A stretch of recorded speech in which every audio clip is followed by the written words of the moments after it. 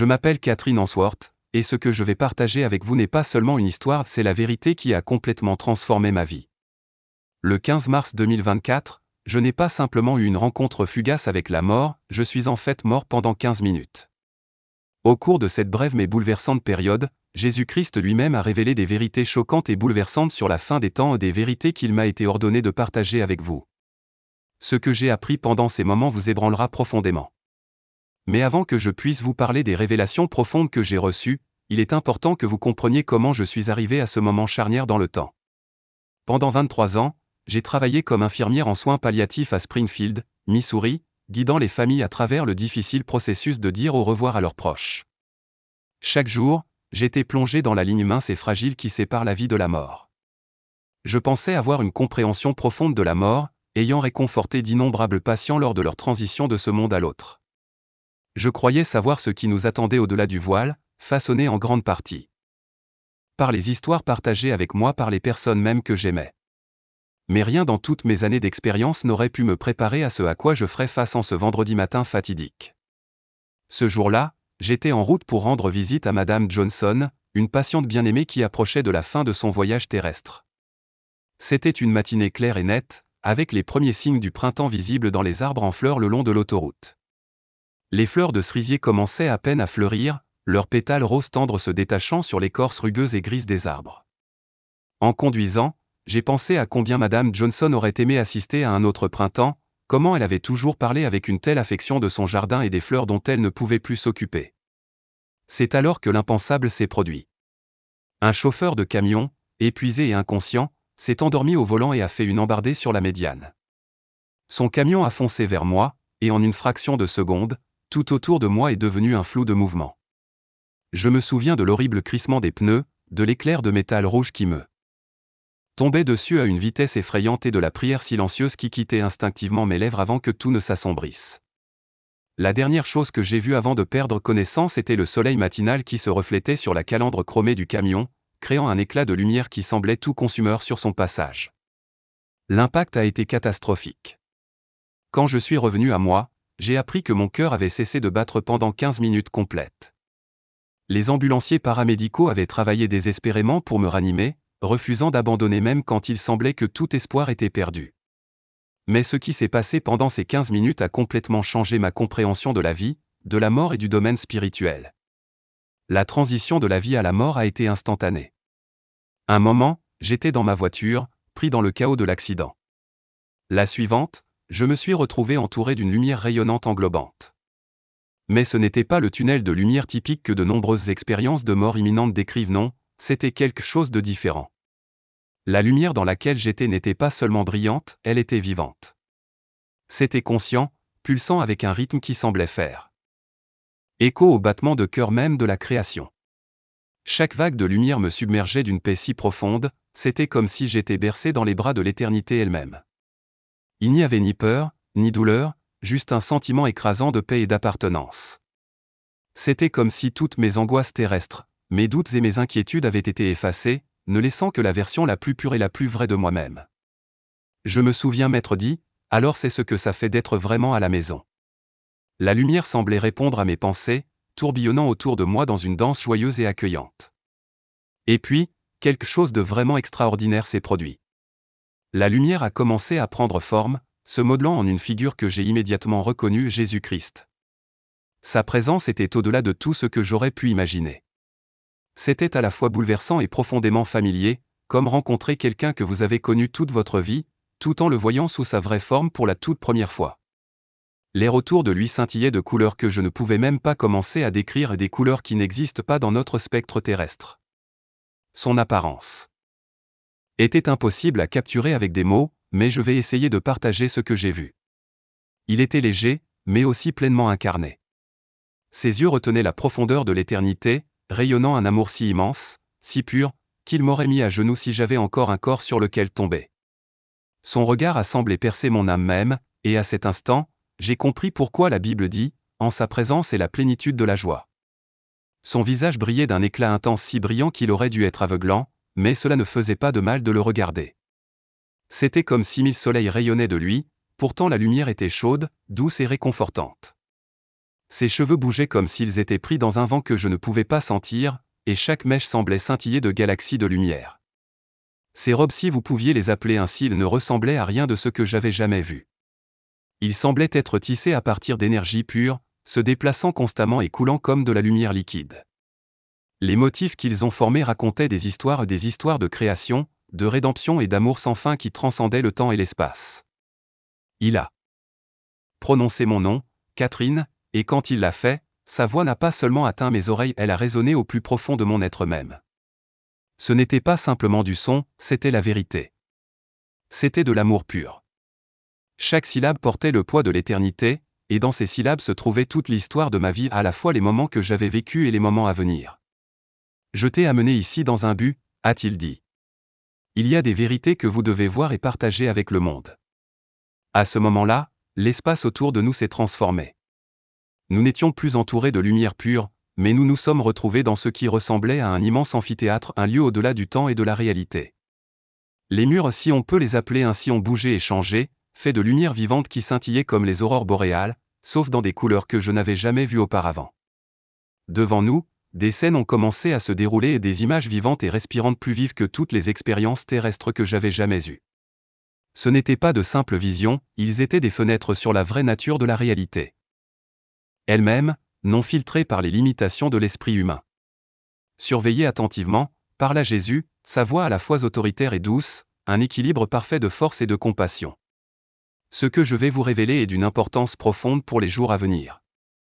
Chacun de ces mots semblait onduler à travers le tissu même de la réalité, créant des vagues de lumière qui portaient une résonance plus profonde que le simple son. C'était comme si l'air lui-même était vivant avec le poids de son message. La première scène qui s'est déroulée devant moi était une chambre d'hôpital, ma chambre d'hôpital. J'ai vu mon corps physique allongé immobile, entouré d'une panoplie d'équipements médicaux, et des travailleurs de la santé frénétiques essayant désespérément de me réanimer. C'était un spectacle que je connaissais bien, mais ce n'était que le début de ce qui allait arriver. Ce que j'ai vu ensuite m'a coupé le souffle. En me concentrant sur les gens autour de moi, j'ai commencé à percevoir quelque chose bien au-delà de leurs apparences physiques. Autour de chaque individu, je pouvais voir leur essence spirituelle et des auras luminescentes de lumière et d'ombre qui racontaient les histoires de leur vie. Certains rayonnaient d'une intense luminosité. Leurs esprits s'illuminaient de foi, de but et de paix. D'autres vacillaient, leurs auras gâchées par le doute, la peur ou l'agitation intérieure. C'était comme si je pouvais voir l'essence même de leurs âmes mises à nu, les luttes et les triomphes invisibles qu'ils portaient. Et puis, je les ai vus des anges gardiens. Ils étaient postés autour de la pièce, leurs formes impressionnantes et terrifiantes à la fois. Ce n'étaient pas des figures délicates et vêtues comme celles couramment représentées dans l'art. Les anges dominaient au-dessus de nous, mesurant facilement 9 pieds de haut, dégageant puissance et autorité. Leurs ailes n'étaient pas de simples plumes, mais semblaient être faites d'énergie pure et vivante, chaque mouvement de leurs ailes envoyant des ondulations à travers l'atmosphère spirituelle. La lumière qu'ils émettaient était si intense que ça faisait presque mal de les regarder, mais je ne pouvais pas détourner mon regard. Leurs visages se déplaçaient avec une grâce troublante, parfois d'apparence humaine, à d'autres moments affichant des traits qui étaient entièrement d'un autre monde, au-delà de tout ce que les yeux terrestres pouvaient comprendre. Leurs yeux brillaient d'un feu intérieur, des profondeurs ardentes qui parlaient d'une sagesse ancienne, d'une dévotion féroce à leur mission sacrée. Et d'un amour sans borne pour leur charge. C'est ainsi que je vois mes enfants, parla encore Jésus, la main tendue vers la scène. D'un seul geste, des traînées de lumière suivaient son mouvement, laissant des motifs lumineux dans l'air. Je ne vois pas seulement leur forme physique. Je vois tout leur être, leur passé, leur présent et le futur potentiel qu'ils peuvent façonner. Chaque vie est précieuse pour moi. Chaque âme est une création unique et irremplaçable, remplie d'une valeur infinie. Pendant qu'ils parlaient, j'ai regardé avec admiration la scène autour de moi se transformer. Je pouvais voir un vaste réseau de possibilités interconnectées tourbillonner autour de chaque personne, d'innombrables futurs potentiels se ramifiant comme des fils dorés, tous scintillant de lumière. Il n'y avait aucune limite à ce qui pouvait être, aucune fin au potentiel divin que chaque âme portait en elle. Parmi les personnages dans la pièce, j'ai remarqué une jeune infirmière et une femme nommée Amy, bien que je n'apprenne son nom que plus tard. Alors qu'elle effectuait des compressions thoraciques, elle priait silencieusement. Sa prière était visible pour moi sous une forme plus belle que je n'aurais jamais pu l'imaginer et des flots de lumière rayonnante montaient de son cœur, s'élevant vers les cieux. Chaque mot qu'elle prononçait se transformait en brins d'énergie pure, se tissant dans des schémas complexes de dessin divin. Les anges gardiens ont répondu à sa prière, leurs mouvements synchronisés avec les siens dans une danse ininterrompue de guerre spirituelle. Ils n'ont pas simplement observé ses efforts, ils ont activement participé, leur forme puissante changeant et s'adaptant en réponse directe à ses paroles, comme s'ils luttaient eux aussi pour la même cause. J'ai été témoin de la présence d'autres êtres célestes, ceux que je n'avais jamais imaginés auparavant. Certains apparaissaient comme des flammes vivantes, les ailes déployées, leur forme changeant constamment comme si elles étaient faites de feu et de lumière. D'autres se manifestaient comme des êtres entièrement composés de lumière, chaque mouvement qu'ils faisaient ondulait à travers le tissu même de l'univers. Ces entités spirituelles se déplaçaient avec une telle précision et un tel but, leurs actions créant des vagues d'énergie qui ondulaient à la fois dans les domaines physiques et spirituels, affectant tout sur leur passage. Les prières de mes enfants me sont précieuses, dit encore Jésus, sa voix tendre mais pleine d'amour infini. Alors qu'il tendait la main, sa main passa à travers l'un des flots lumineux de lumière qui était monté de la prière d'Ami. Là où sa main touchait la lumière, celle-ci s'intensifiait, s'étendait et se multipliait en éclats, créant de nouveaux modèles de bénédiction qui ondulaient vers l'extérieur, bénissant tous ceux qui entraient en contact avec eux. Chaque prière est entendue. Chaque prière compte, même lorsque ses effets ne sont pas immédiatement visibles, a-t-il poursuivi, le regard fixé sur le paysage spirituel devant nous. Regardez comment le ciel répond. Ce dont j'ai été témoin ensuite n'était rien de moins que miraculeux. Chaque prière, aussi petite soit-elle, libérait des vagues d'énergie qui ondulaient à travers les royaumes visibles et invisibles. Certaines prières montaient comme des flèches de lumière, transperçant les cieux avec force, tandis que d'autres se répandaient comme une douce pluie, déversant des bénédictions sur la terre. Ces vagues s'entrelaçaient, créant des motifs complexes et rayonnants à la fois beaux et puissants, témoignant de la force indéniable de la prière même la plus silencieuse et la plus sincère. La scène a changé une fois de plus, et je me suis retrouvé à contempler un immense paysage de lumières interconnectées. Il y en avait des milliards, chacun représentant une âme humaine. La vue était écrasante dans sa beauté et sa complexité. Ces lumières n'étaient pas statiques, elles pulsaient de vie et d'énergie. Chacun avait sa propre couleur unique, son intensité variant d'une lueur constante et brillante au faible scintillement d'une flamme mourante, luttant pour rester allumée. Les connexions entre ces lumières formaient une toile complexe, un réseau qui s'étendait à travers le monde entier. C'était comme contempler le réseau neuronal de la conscience spirituelle collective de l'humanité. J'ai vu comment chaque relation, chaque prière et chaque acte de foi créaient des liens entre les lumières, liant les gens entre eux. L'amour est apparu comme des fils d'or, reliant les âmes à travers le temps et l'espace. Les actes de gentillesse ont explosé en éclats de couleurs brillantes qui se sont répandus dans tout le réseau, touchant chaque âme rencontrée. C'est pourquoi je t'ai amené ici, dit Jésus, sa voix remplie à la fois de joie et de solennité. Vous devez comprendre la vraie nature de l'existence humaine.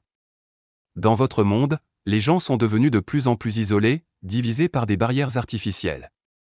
Ils ont oublié qu'ils sont tous connectés, chacun fait partie d'une grande famille, tous pris en charge par mon Père. Pendant qu'il parlait, j'ai vu comment les structures du monde moderne, ces technologies, ces idéologies avaient créé des divisions dans le paysage spirituel. Ces divisions n'étaient pas naturelles mais artificielles, des barrières qui déconnectaient l'humanité de la vérité plus profonde et plus sacrée de leur interdépendance. Ensuite, Jésus m'a montré quelque chose qui a frappé mon âme avec la force d'un coup de tonnerre, la réalité spirituelle des temps dans lesquels nous vivons. J'ai vu l'obscurité, comme des vrilles sombres, essayant d'infiltrer le vaste réseau de lumière. Ce n'était pas seulement une force vague et abstraite, mais une présence tangible des entités spirituelles de méchanceté et de destruction. Ces êtres sombres se déplaçaient avec une précision étrange, ciblant les maillons les plus faibles du réseau, s'attaquant aux plus vulnérables. Certaines de ces créatures apparaissaient comme des ombres mouvantes, leurs yeux rouges brillant de façon inquiétante dans l'obscurité. D'autres ont pris des formes qui défiaient toute description, des êtres tordus et corrompus qui semblaient être faits de décomposition elle-même. Leurs actions étaient calculées, délibérées, un effort coordonné pour affaiblir et finalement rompre les liens entre les âmes. Mais ensuite, l'espoir a jailli en moi. Là où l'obscurité empiétait, j'ai vu des êtres de lumière se lever en réponse. Ce n'étaient pas des anges ordinaires. C'étaient de vastes êtres d'un autre monde, certains apparaissaient comme d'imposantes colonnes de feu aux multiples visages, leur présence même faisant trembler l'air. D'autres se déplaçaient comme des vents vivants, leur forme vacillant dans et hors de l'existence, au-delà de la portée de ma compréhension humaine. Parmi eux, j'ai vu les séraphins le plus élevé des ordres angéliques, des êtres de pure lumière à 6 ailes. Leurs ailes n'étaient pas pour voler mais étaient des instruments d'adoration, et chaque mouvement qu'ils faisaient envoyait des vagues de louanges à travers les cieux. Leurs voix, lorsqu'elles étaient élevées en chant, créaient des symphonies de lumière, qui renforçaient et renforçaient le réseau des croyants, repoussant les ténèbres avec une puissance sans effort. En présence de ces êtres divins, j'ai ressenti un immense sentiment de paix et d'espoir. Les forces des ténèbres ont peut-être essayé de diviser pour régner, mais la lumière était beaucoup plus forte. C'était éternel, inflexible et rempli d'un amour qu'aucune force ne pourrait jamais éteindre. Les chérubins sont apparus devant moi comme des êtres impressionnants, chacun rayonnant d'une majesté inimaginable. Leur forme était différente de tout ce à quoi je pouvais m'attendre. Ils avaient 4 visages humains, lion, bœuf et aigle, symbole de force, de sagesse et de majesté divine. Au fur et à mesure qu'ils se déplaçaient, leur forme changeait constamment, ne restant jamais les mêmes, incarnant une fluidité éthérée qui leur donnait l'impression de faire partie de l'air même qui les entourait. Ils n'étaient pas simplement des êtres angéliques, ils étaient des gardiens, de formidables protecteurs qui créaient une barrière impénétrable de lumière. Leur simple présence semblait perturber l'obscurité, empêchant toute ombre de pénétrer dans l'espace sacré qu'ils gardaient. Leurs ailes, non seulement des plumes mais apparemment faites d'énergie vivante, laissaient derrière elles des traînées de lumière lumineuse à chaque battement. Ces sentiers se tissent en motifs complexes, créant des structures protectrices dans l'atmosphère spirituelle, renforçant la défense divine. Les anges guerriers se déplaçaient avec précision et une détermination inébranlable sur le champ de bataille spirituel. Leur armure, brillante d'une lumière surnaturelle, reflétait la gloire divine qui les entourait. Les épées qu'ils brandissaient n'étaient pas fabriquées à partir de métaux terrestres, mais de pure vérité et autorité, une incarnation de la volonté divine. À chaque coup, ils se sont séparés à travers les mensonges et les ténèbres, coupant à travers la tromperie qui obscurcissait le monde. Chacun de leurs mouvements était délibéré, chaque action calculée pour renforcer et protéger le réseau de croyants qui, comme des scintillements de lumière, se tenaient fermement contre les ténèbres toujours envahissantes. Jésus, debout à côté de moi, a parlé d'une voix qui portait à la fois l'amour et le commandement divin.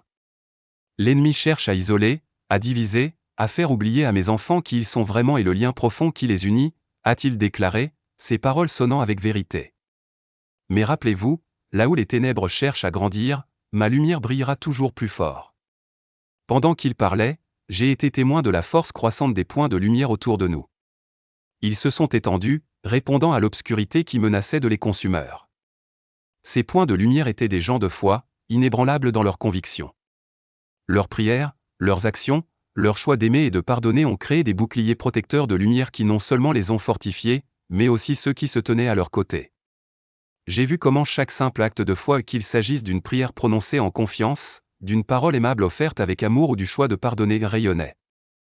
Dans le domaine spirituel, renforçant tout le réseau des croyants, rendant la lumière de leur foi collective incassable. C'est pourquoi votre témoignage est si crucial, a poursuivi Jésus, son regard rencontrant le mien avec une intensité qui transmettait à la fois l'amour et l'urgence. Les gens ont besoin de savoir qu'ils ne sont jamais vraiment seuls. Leurs prières et leurs actions, bien qu'elles puissent sembler petites, détiennent un pouvoir bien plus grand qu'ils ne le réalisent. Chaque acte de foi, chaque moment d'amour, crée des ondulations dans le domaine spirituel qui résonnent bien au-delà de ce que les yeux peuvent voir.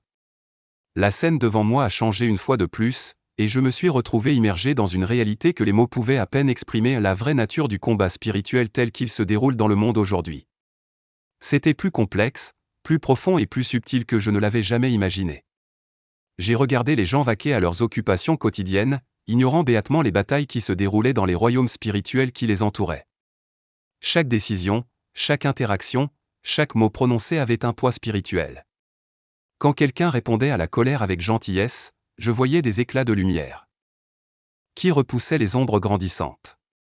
Lorsque quelqu'un choisissait de faire confiance à Dieu face à une adversité écrasante, sa foi devenait un bouclier de lumière qui non seulement le protégeait, mais rayonnait vers l'extérieur, protégeant et élevant ceux qui l'entouraient. Même les plus petits actes de foi comme offrir le pardon, choisir d'agir avec compassion ou faire confiance à Dieu dans les moments difficiles ont créé des vagues de lumière qui ont dissipé les ténèbres, les repoussant et ne laissant aucune place à leur croissance. J'ai vu comment ces actions, bien qu'apparemment simples, avaient des effets énormes dans le domaine spirituel, leurs ondulations voyageant bien au-delà de la personne agissant dans la foi, touchant des vies et des situations qu'elle ne connaîtrait même jamais. Les armées célestes que j'ai vues ne se limitaient pas aux chérubins et aux anges guerriers. Il y en avait beaucoup plus, chaque rang ayant son propre but et son autorité. Certains apparaissaient comme d'imposantes colonnes de feu, leur forme se déplaçant et se tordant d'une manière qui défiait la compréhension. D'autres se déplaçaient avec la grâce du vent, leur présence presque imperceptible mais indéniablement puissante. Les séraphins, l'ordre le plus élevé des êtres angéliques, apparaissaient comme des êtres de pure lumière, leurs 6 ailes brillant comme un feu ardent. Leur simple présence semblait faire trembler le tissu même de la réalité. Mais leurs ailes n'étaient pas seulement des instruments de vol, elles étaient des instruments de louange. Chaque mouvement, chaque battement, créait des vagues d'adoration qui envoyaient des ondulations de lumière dans les cieux, repoussant sans effort les ténèbres envahissantes. Lorsque les séraphins élevaient la voix pour louer, c'était comme si le cosmos entier résonnait de leur chant, renforçant le lien entre tous les croyants. Au milieu de ces êtres célestes, les chérubins ont continué à remplir leur rôle de gardiens. Leurs ailes, composées d'énergie vivante, laissaient derrière elles des traînées de lumière qui tissaient des motifs protecteurs, créant des barrières qui retenaient les forces des ténèbres. Leurs visages humains, lion, bœuf et aigle me rappelaient les différentes facettes de la création de Dieu et sa puissance éternelle. Leurs mouvements étaient rapides et déterminés, un rappel constant de la protection divine entourant ceux qui restaient fermes dans la foi. Rappelez-vous, là où l'ennemi cherche à diviser et à isoler, ma lumière percera toujours, a répété Jésus. Là où l'obscurité semble régner, ma lumière brille d'autant plus. Tenez ferme dans votre foi, car votre lumière renforce le réseau des croyants. La lumière de chaque acte de foi que je voyais avait sa source dans le cœur de ceux qui croyaient. Les prières, les choix, les simples actes de gentillesse, chacun d'eux a créé un bouclier protecteur de lumière qui entourait les fidèles, les rendant résilients face aux ténèbres. Jésus, avec un regard tendre, a poursuivi, c'est pourquoi votre témoignage est important. Les gens doivent comprendre qu'ils ne sont jamais seuls. Leur foi et leur prière créent des ondulations de lumière qui vont bien au-delà de ce qu'ils peuvent voir, touchant des vies d'une manière qu'ils ne comprendront peut-être jamais. J'ai regardé les gens vaquer à leurs occupations quotidiennes, chaque choix qu'ils faisaient était un acte puissant dans la bataille spirituelle invisible. Leur décision de pardonner, d'aimer et de faire confiance, ce sont les armes qui ont combattu les ténèbres. Et plus ils choisissaient la foi, plus leur lumière grandissait, remplissant le monde d'espoir et de protection. Alors que mon expérience dans ce royaume céleste commençait à toucher à sa fin, Jésus m'a confié une commission finale. Ses paroles étaient remplies d'autorité divine, mais enveloppées d'une tendresse écrasante. Partagez ce que vous avez vu, Catherine. Dites à mon peuple que je suis plus proche d'eux qu'ils ne le pensent, plus actif qu'ils ne le réalisent et plus puissant qu'ils ne pourraient jamais l'imaginer. Chaque prière, chaque acte de foi, chaque choix d'aimer fait une différence dans les domaines visibles et invisibles. Juste avant d'être ramené dans mon corps, Jésus m'a laissé des mots qui résonnaient à travers mon être même. Rappelez-vous, le plus grand pouvoir dans l'univers n'est pas l'obscurité, mais mon amour coulant à travers mes enfants, qui restent connectés à moi et les uns aux autres. Quand je me suis réveillé, à bout de souffle, l'équipe médicale était incrédule. Après 15 minutes de mort clinique, mon cœur a inexplicablement recommencé à battre. Les médecins n'ont trouvé aucune explication logique à ma survie, surtout compte tenu de la durée sans oxygène. C'est alors que j'ai appris que beaucoup, y compris certains membres du personnel médical, avaient prié pour moi pendant ces moments. Je n'étais pas surpris, j'avais vu ces prières se manifester comme des ruisseaux de lumière, un auvent de protection qui me protégeait alors même que mon esprit expérimentait les révélations profondes. Depuis ce jour, j'ai partagé le message que Jésus m'a révélé. Il ne s'agit pas d'instiller la peur ou de se concentrer sur le sensationnalisme des temps de la fin. Il s'agit de reconnaître l'incroyable pouvoir auquel chaque croyant a accès par la foi, la prière et l'unité avec les autres. Chaque croyant compte. Chaque prière compte. Chaque acte de foi porte un immense poids spirituel. De retour à mon travail d'infirmière en soins palliatifs, ma perspective a complètement changé. Même dans les derniers jours de la vie d'une personne, ses prières et sa foi détiennent un pouvoir incommensurable dans le domaine spirituel. Je partage cet espoir avec mes patients, les rassurant qu'ils ne sont pas oubliés, que leur vie a encore une valeur et un but énorme. Cette expérience a redéfini tout ce que je pensais savoir sur la vie, la mort, la prière, la foi et les liens profonds entre les croyants. La vérité est que nous ne sommes jamais seuls. Nous ne sommes jamais impuissants. Notre foi compte plus que nous ne pourrions jamais l'imaginer. Chaque jour, je rends grâce pour le privilège d'être témoin de ces vérités divines et pour l'opportunité de les partager avec les autres. Le monde peut sembler sombre, mais je connais la réalité là. Où les ténèbres augmentent, la lumière de Dieu brille d'autant plus à travers son peuple, uni dans la foi et l'amour. C'est le message que je porte, et je prie pour qu'il renforce votre foi tout comme l'expérience d'en être témoin a transformé la mienne.